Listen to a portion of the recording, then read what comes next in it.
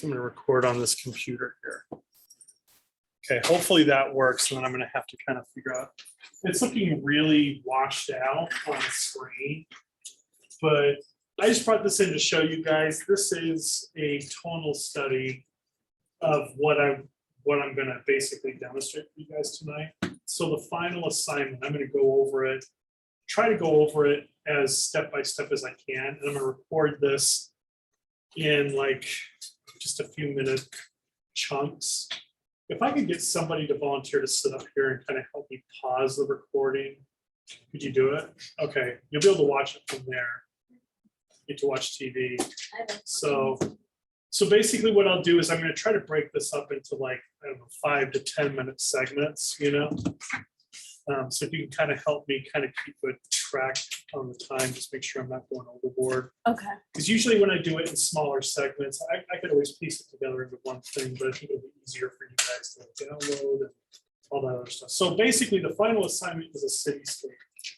And this is based off of a lot of the knowledge that I've been accruing over the past 10 years. I've been doing everything from cityscapes in Procreate to Photoshop to acrylic wash to gouache, you know, just casing, a variety of different paint mediums. And it's all based off of using my smartphone here. First of all, you know, does everybody have a smartphone that has a semi-decent camera on it? Android, iPhone, whatever. Yeah.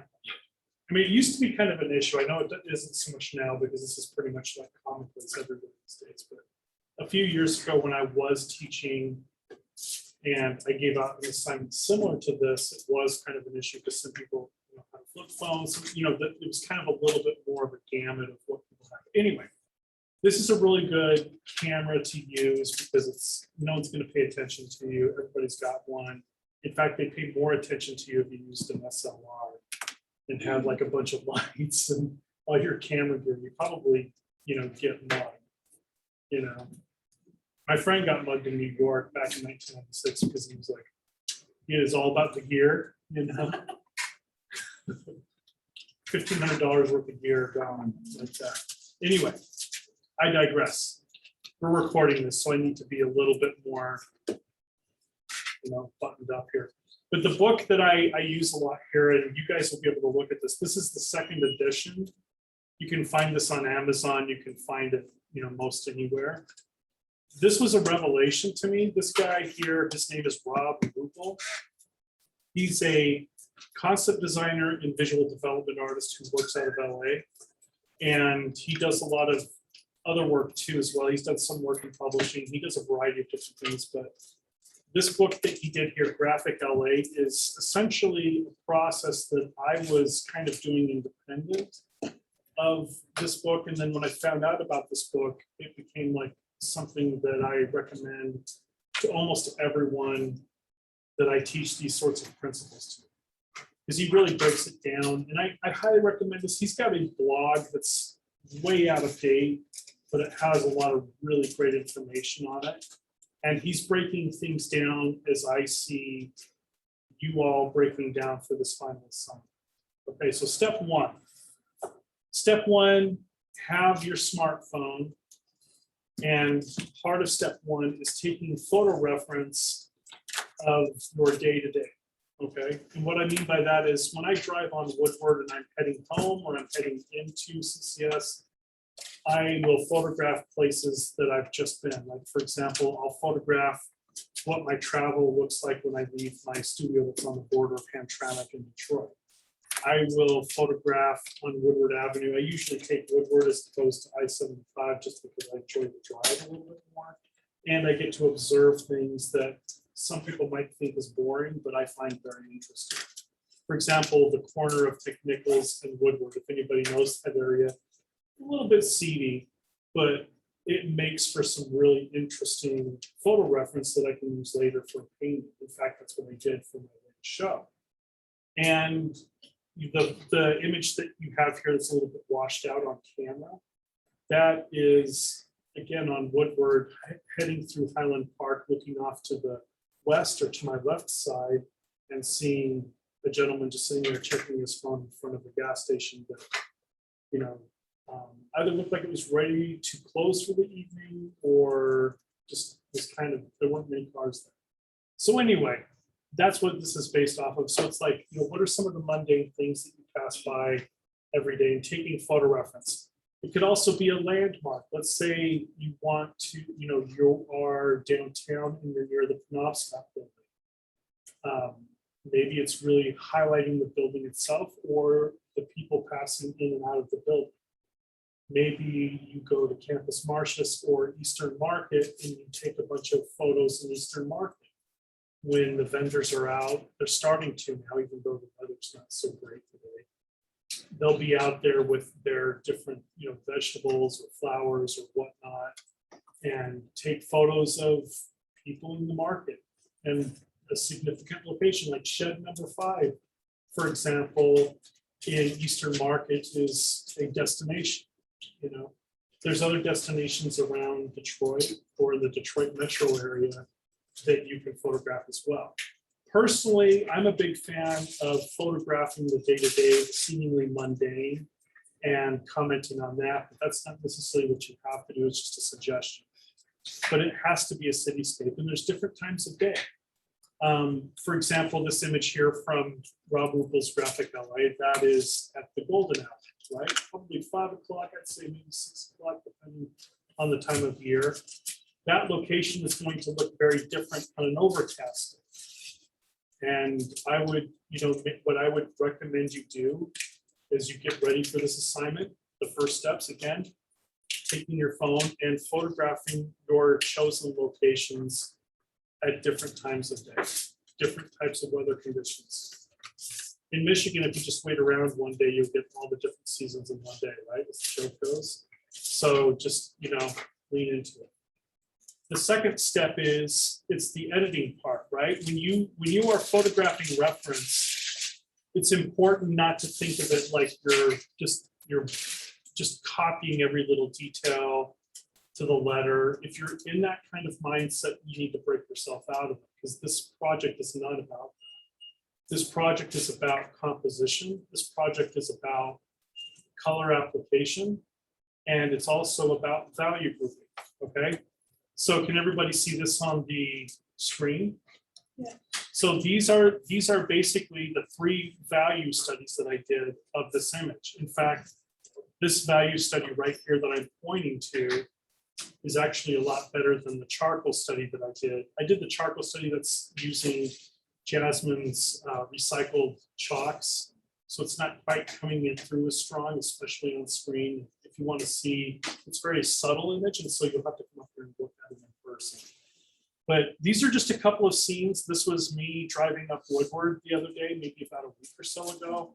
And this is me waiting in the parking lot by Burger King. I was getting my son Whopper. And so I was waiting in the parking lot, and I saw across the street, there's this old restaurant that has this big old sign, and there was this red van parked underneath this. It was like all kind of gray and bleh, but then there was this one little dash of red in that composition. So, but I ended up deciding to go with this one here only because of the amount of time and just, you know, for sake of time tonight and demoing it for you.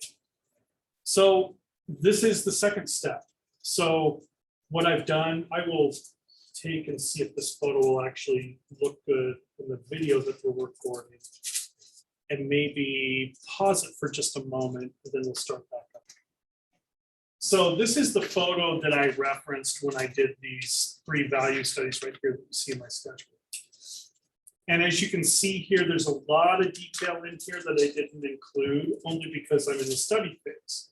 Now, if I was to do this painting large scale, say 18 by 24 or 24 by 36 inches, I probably would get a little bit more into refining the detail. But because this assignment is really about doing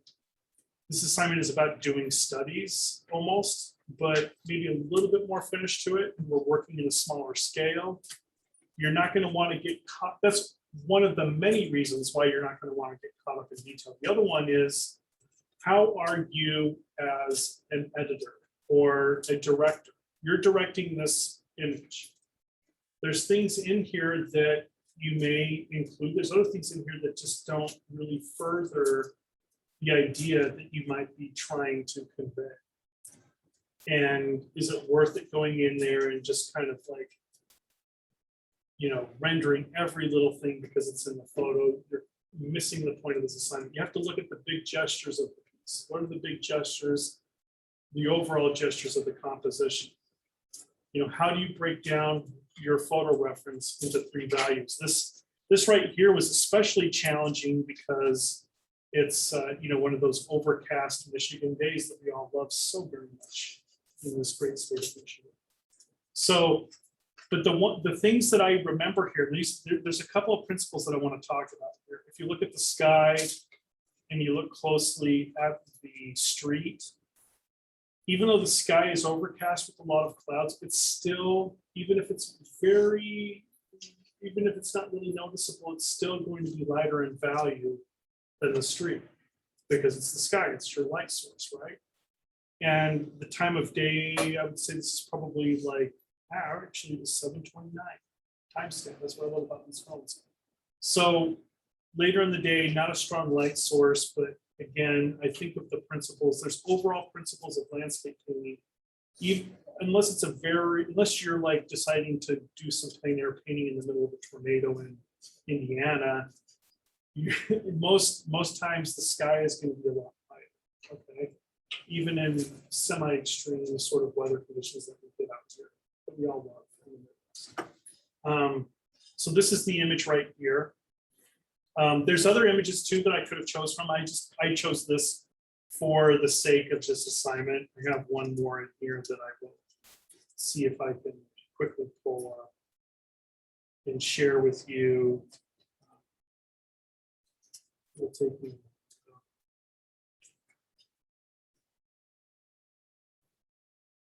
This is the other image right here.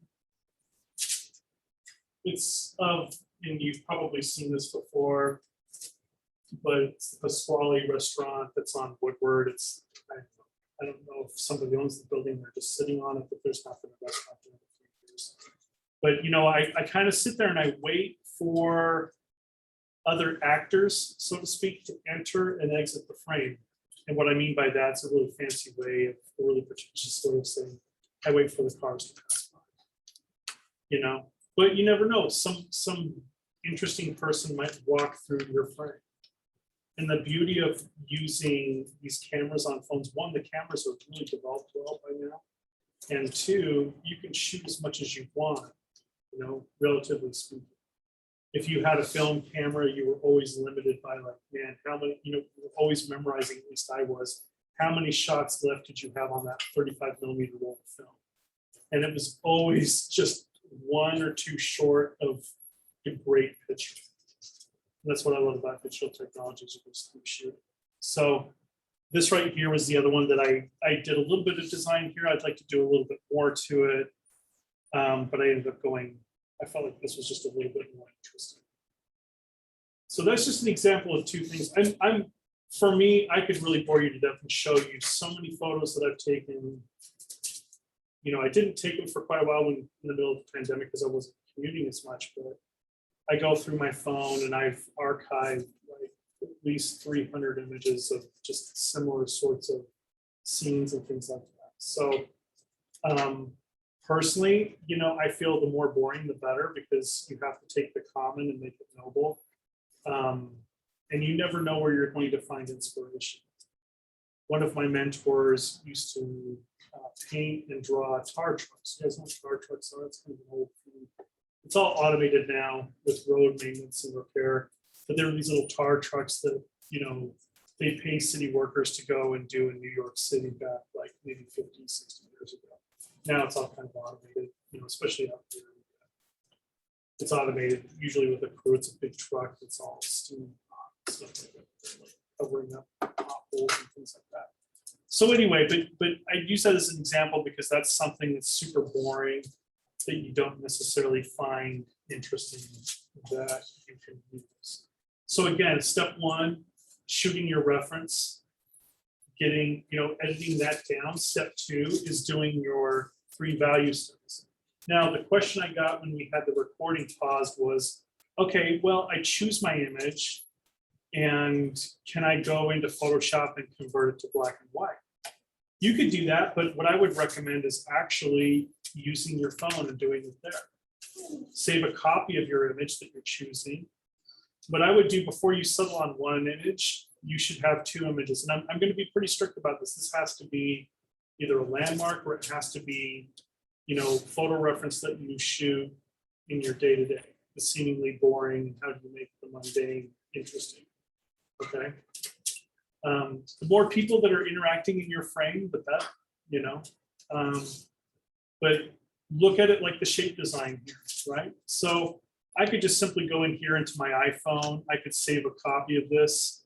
You guys know this, right? I don't need to go through all this, right?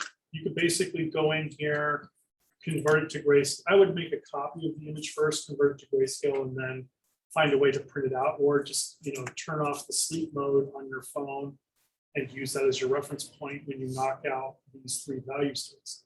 Now, when you're knocking out the three value states, look how I'm simplifying all of the different shapes, right? I'm not going in there and I'm not like, trying to like get every little curve or bend. And there's a lot of stuff, quite honestly, that I edited out.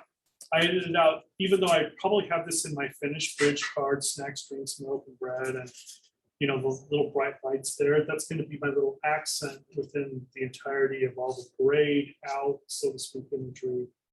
But when I'm doing these quick value states, I'm not worried about that because those are parts of the whole. The problem that you're going to run into is if you're thinking about the parts or you're thinking about an individual object and you're not thinking about the overall gesture, so to speak, of the composition, it's going to be a little bit of a struggle. But if you're thinking about the overall gesture or the big shapes, the mass shapes that Rob Ruppel refers to, you're off to a good start. And then for the three value study, if you've got rendering markers like what transportation design uses, if you get like a middle gray, one of those, or if you don't have the money for that, you can just use an HB pencil and just crosshatch, and create the different values. And then a black marker and a sketchbook. You could even go steal paper out of the copy machine and use arena paper if you don't have a sketchbook. It's super simple to do these little studies, but the most important thing is that you're using a bounding box. One of the things that I will majorly dock anybody for is if you're using the entirety of your sketchbook page to compose with. Because that's not composing when you're doing thumbnails and you're doing these three value states.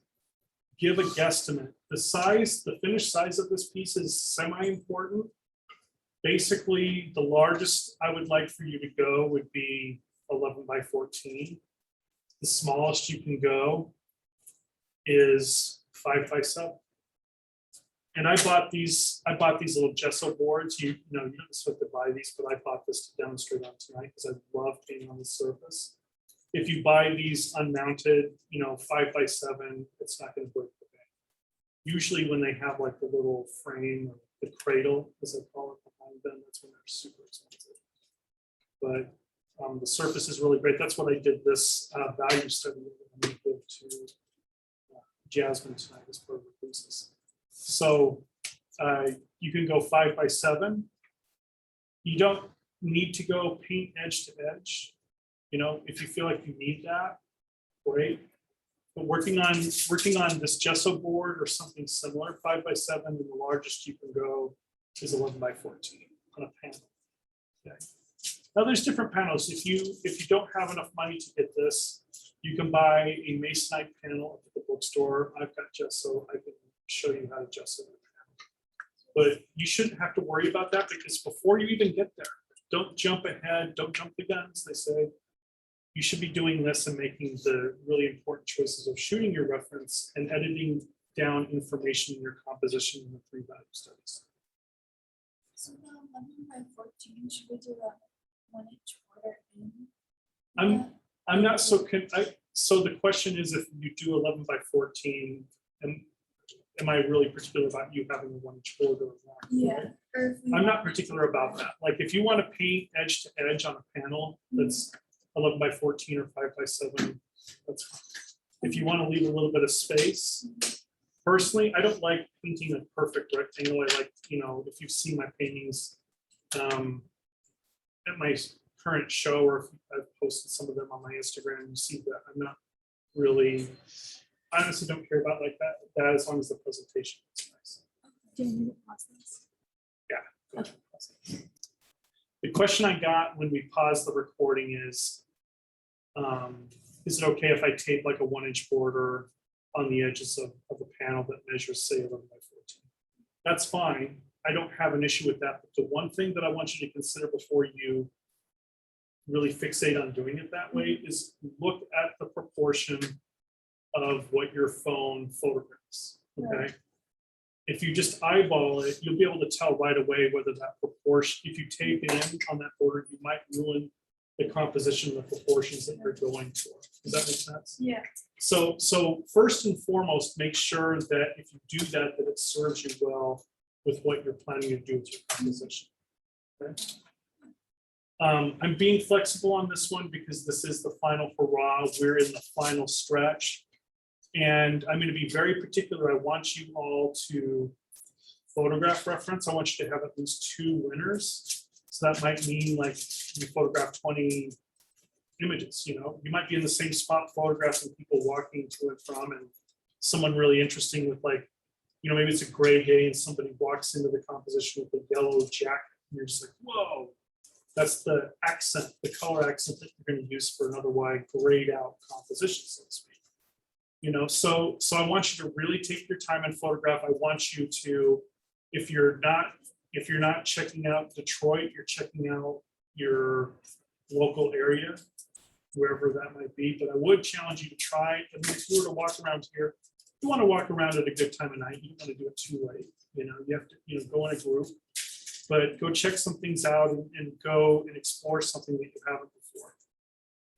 Part of the reason, this is my veiled way of trying to get you out in Detroit and checking it out if you haven't done so already. Because there's a lot of amazing things to see in the city. Okay. So again, I'm going to post the particulars on Canvas. I chose not to do it before now because I wanted to really go through the demo part. So what I'm going to do, we'll take a break here in a moment. After the break, I will settle in and start the painting, and I'll call your attention to the screen. Get working on your stuff. If you have to spend a couple of minutes, working on your portrait assignment, use the time wisely. I do want those pieces. 2 things. I want, there's some of you I want to hold on to the original, but before I do that, use your time tonight to scan it in 313 if you haven't done so already. Scan it, get it taken care of, put it to bed. Okay. And I'm here to talk with you too as well. So we'll take a break. We'll come back in a little after 5. We'll take a 10, 15-minute break, and then we'll settle in, and I'll start my demo for you guys. Okay. We're good? Okay. All right. So with the what I was mentioning a moment ago before we started the recording, and something that I really want to break you of, is if you are in the habit of doing what I call paint by numbers when you start a painting, I want to break you out of that habit this semester. So we're at the end. I want you guys to start your painting with an imprimatur. I want you to think of the color wheel. So if you choose with your image to have it be predominantly warm in chroma or cool in chroma, think of the opposite as your underpaint. Okay, I'm going to put it into practice right now. The other thing to think about with your landscapes is think about it as if you are working from the background to the foreground. And if you work that way when you paint, as you go from background to foreground, you're going to be thinking about atmospheric perspective. So for example, the ACB, if these blinds were up, the darkest dark, which is the frame of the window, the lightest light, which is the brick, are going to be closer in value together than, say, these guys here that are on the front row. We're going to have more contrast. And so in order to really not struggle through the painting, determine, is it deep space? Is it shallow space? Is it medium depth space? And once you determine that, that will help you adjust what your value grouping is when you go from background to foreground. Is that making sense for everyone?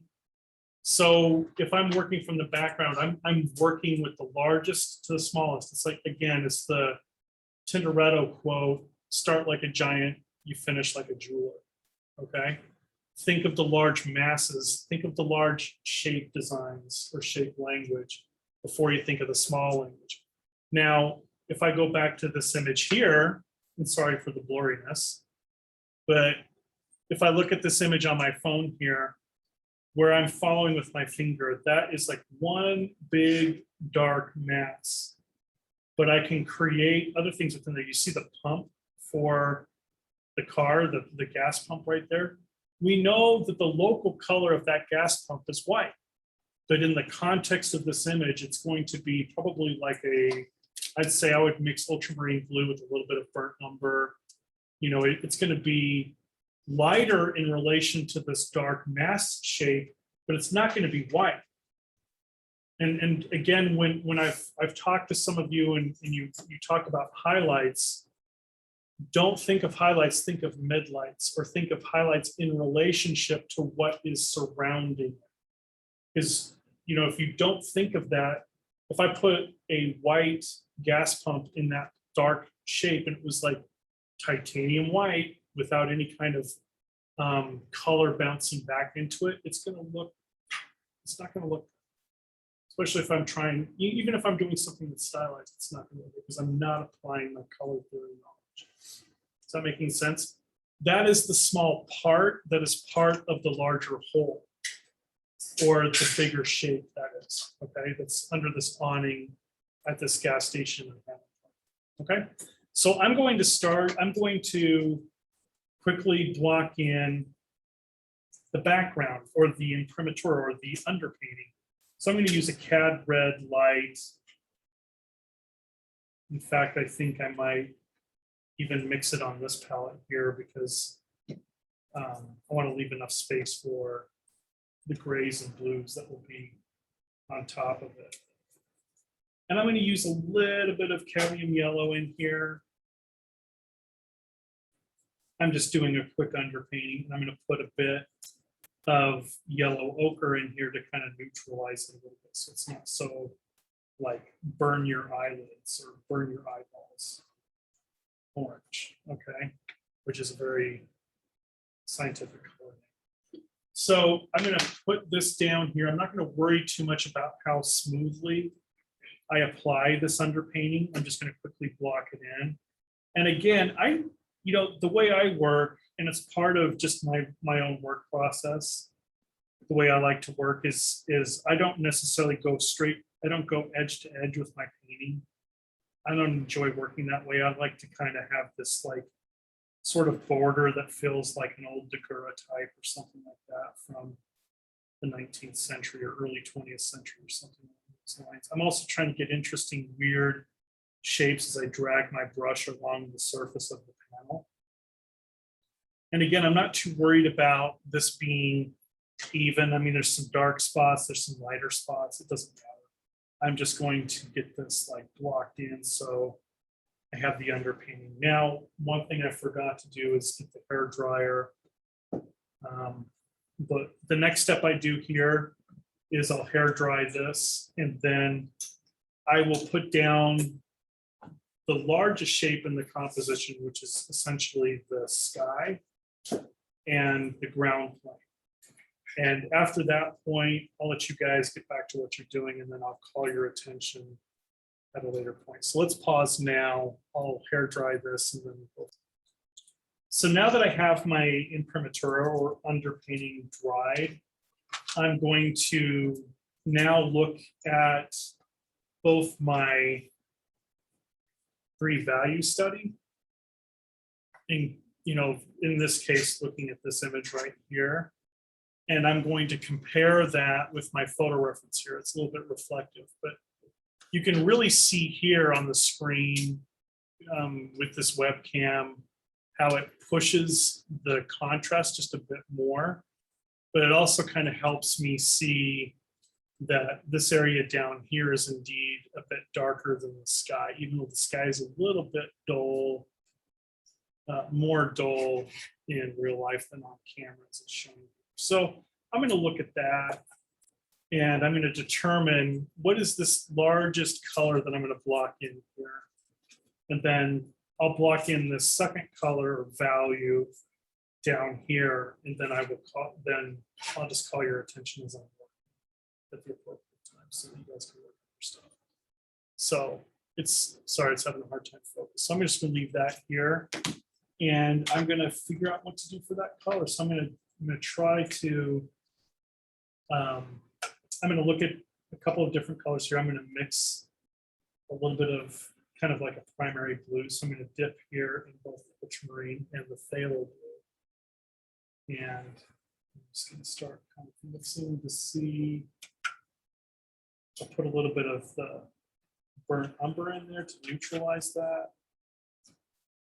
And use quite a bit of white. In fact, I'm going to probably run out of, I'm going to have to go back and buy some. Now I'm looking at this here, this value might actually be better for the sidewalk and the road. So I'm going to take a little bit more. I'm going to kind of do what I call a color string or a color band and take some of this darker tone, mix it in here to create the middle light tone for the sky, which is kind of a bluish gray. I'm going to add a little bit more blue to it just to kind of see what happens. A bit more white.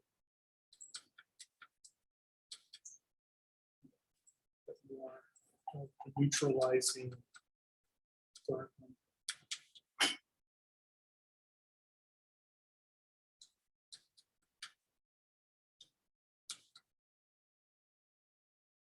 Now, there's another specialty color that I have here on my palette that I want to point out, where I'm pointing right now. That is unbleached titanium. It's kind of like if you overmixed, you were trying to get yellow ochre and you overmixed it and made it too white.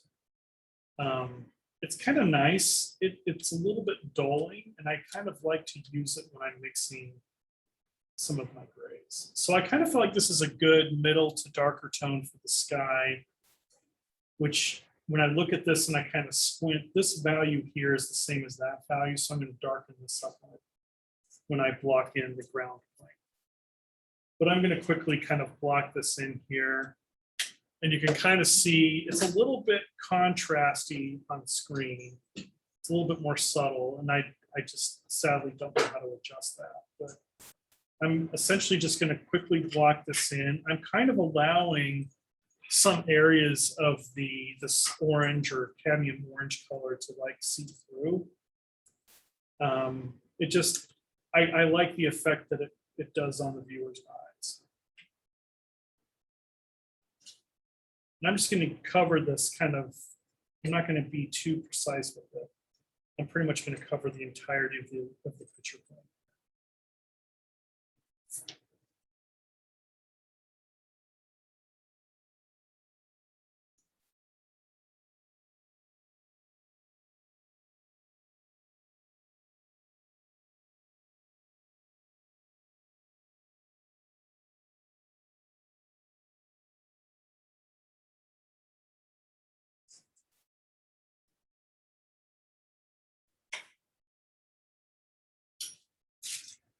And I usually would wait for this to dry a bit more, but I think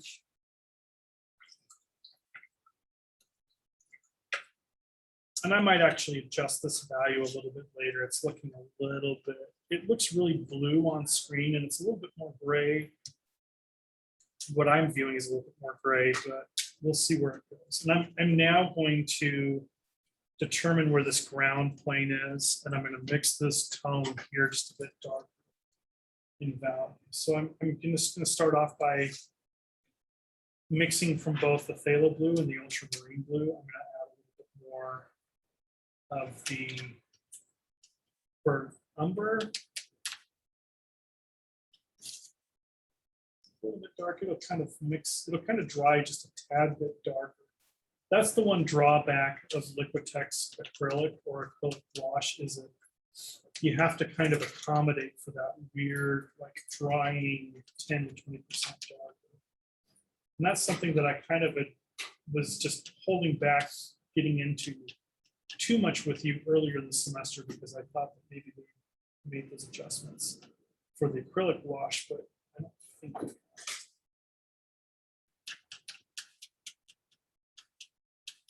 So we're going to go bold. We're going to go with this contrast. I have to lighten it up. No, that's really good.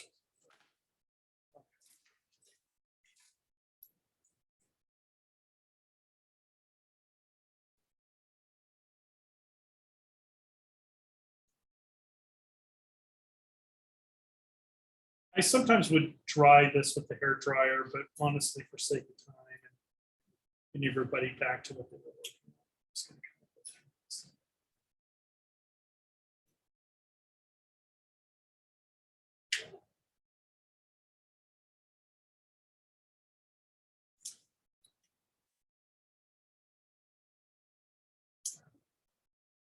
But what you're seeing right now is I'm really trying to discipline myself and not fall into the temptation of getting too caught up in any particular piece or object within the composition. I'm only thinking of the large gestures or large shapes at this point.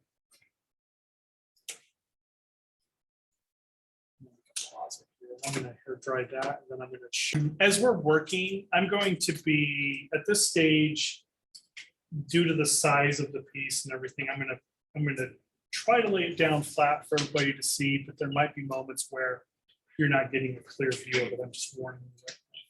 So what I'm doing right now is I'm actually referring off camera. I have my sketchbook, and you can kind of barely see my phone here with the photo reference. I'm going to be bouncing back and forth looking at both of these to design this large shape here, this third value.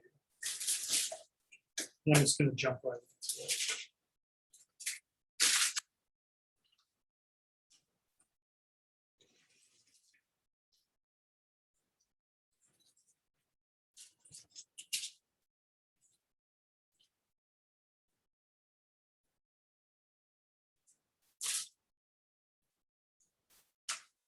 Now I'm going in with this dark shape here because my goal is to go back through, mix these grays, some of these blues and violets that are in this like shadow shape underneath the awning at this gas station. But I want to establish this large graphic shape that includes both the gas station and somewhat the homes that are about let's say 100 yards behind it or so.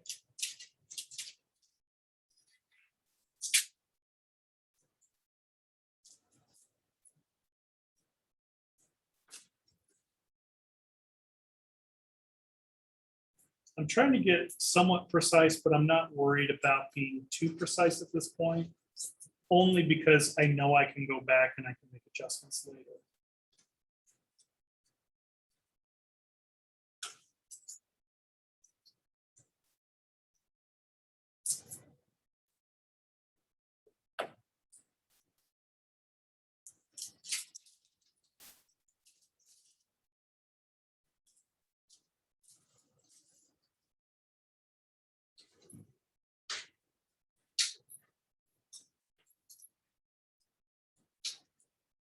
And this kind of street sign or thing here is going to kind of help as a plumb line to help me indicate where the gentleman is sitting.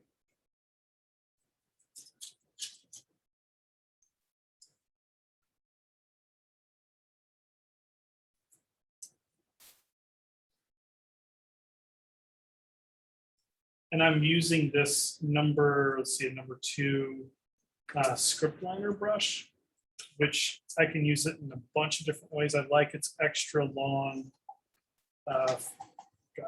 bristle on it because it gives me a few more options to use instead of just making one type of mark.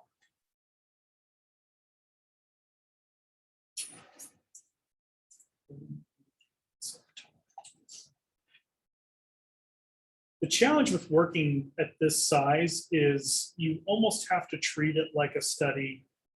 And if you're going to work at this size, I recommend that you, if you haven't done so already, that you invest in brushes that are just smaller, because it's like you're going to be frustrated trying to use, super large brushes with it. And if you're needing information on that, I can share that before I finish this recording. This actually, I'll just tell you right now, this brand right here, the Scholastic Wonder White, super inexpensive, super cheap to buy. You can buy them really small script liner brushes, really small flats. It just really, it's not a big deal if they don't last more than a few paintings, because you didn't really spend a lot on it in the first place. The perfect brush for learning this sort of thing, if you just want to get your feet wet, and then if you want to get more intense about it, there's obviously other brushes that you can get that last you a bit longer. I tend to not buy those as much. I tend to, when I do a long series of images, I'll buy like a bunch of these brushes in bulk, and then I'll burn through them. I usually keep the brushes some kind of a brush border. If they've got a weird, if they wear out in kind of a weird way, I might be able to use them for something textural later. But I have a couple of brushes that I keep really nice, and most everything else is just like throw away. I'll use it for a series of paintings in the toss.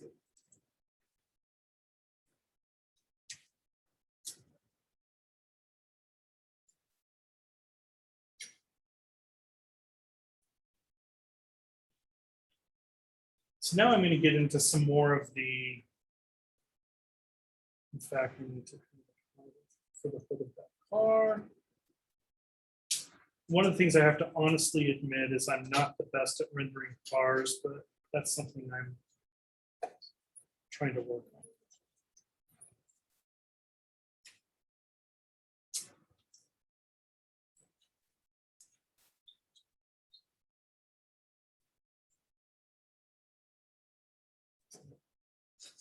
Okay. And now I'm going to block in a couple of other things. I'm not going to go as dark for these. I'll do this here momentarily, and then if you want to get back to what you're doing, take a break, that sort of thing. I'm going to finish this little guy right here.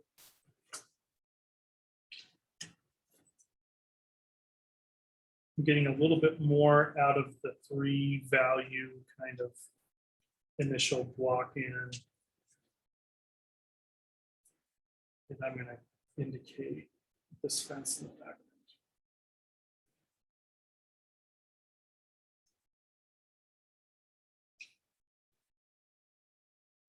There's the auto parts store that's next to this. I think it's an auto parts store. And I will probably indicate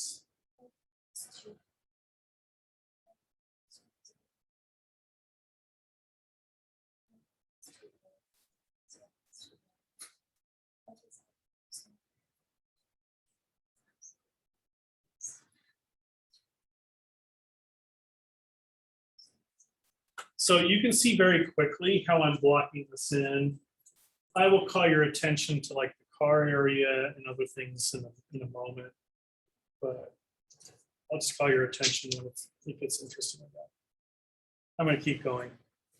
So we'll pause it, and then I've worked this up to a point where I've got very basic blocking. I'm going to, I'm going to do a couple of more little details in here, like light posts and some trees and things.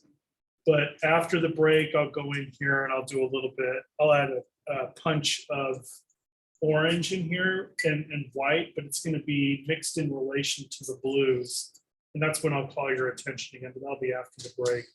So as you can see here, this color, just for reference, you see how dark this color is right here? That color is this color right here.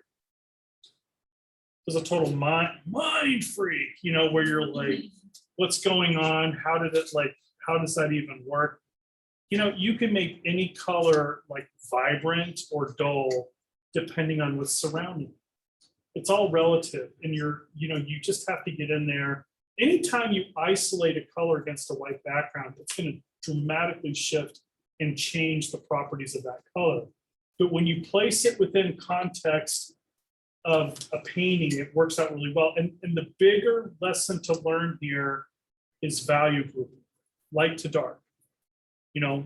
Can you pull it off in 3 to 5 values? That's going to be the big challenge. And that's why I'm working from back to front. Okay. And you notice, here I'm able to quickly, there's some issues with this, but I'm able to quickly indicate and get a really good value representation. Next half of class, I can go in and really make it work. The next half of class, I think I'll put on some music while I'm working. So, yeah. So there you go.